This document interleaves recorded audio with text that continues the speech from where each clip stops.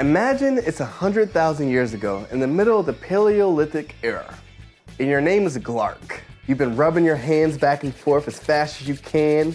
You go faster and faster and you see flames. Fire! You discovered fire.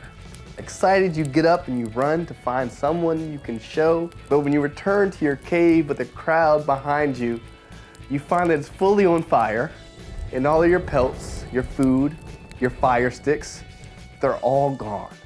Poor you. Poor Glark. Luckily, we now know a lot more about fire safety and prevention than we did then. Due largely to improvements in construction materials and building codes, the overall number of structural fires in the US has been trending down for decades. However, according to the National Fire Protection Association, there were still more than 1.3 million reported fires in 2016. And these fires resulted in almost 35,000 deaths, almost 15,000 injuries, and 10.6 billion with a B in property damage. Clearly, fires are still a significant, dangerous, and destructive issue, and we in risk management encourage you to take fire prevention seriously.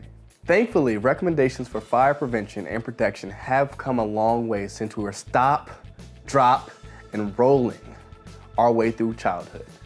Here are some tips to make sure you don't stay lit, fam. First, make sure your workspace is clean and organized.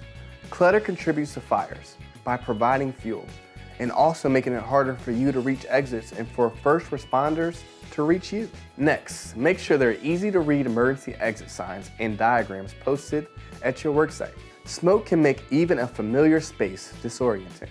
Each worksite should have a clipboard with an accurate list of employees. The responsibility for maintaining this list should be someone's formal responsibility.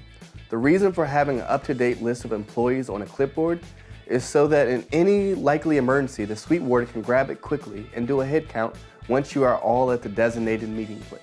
And before you go running from the building screaming, "Everyone for themselves!" remember that some of your coworkers may need a little assistance to get to safety. Work together and help one another. Periodically, check to ensure that your fire safety equipment like smoke detectors and fire extinguishers are all in working order. This is a big one, guys. Don't skip it. And if your smoke detector starts to beep, don't just remove the battery, replace it. Make sure you identify and mitigate potential hazard areas. That means using, storing, and disposing of chemicals safely, controlling waste and storage of flammable materials, and checking wires to prevent electrical fires.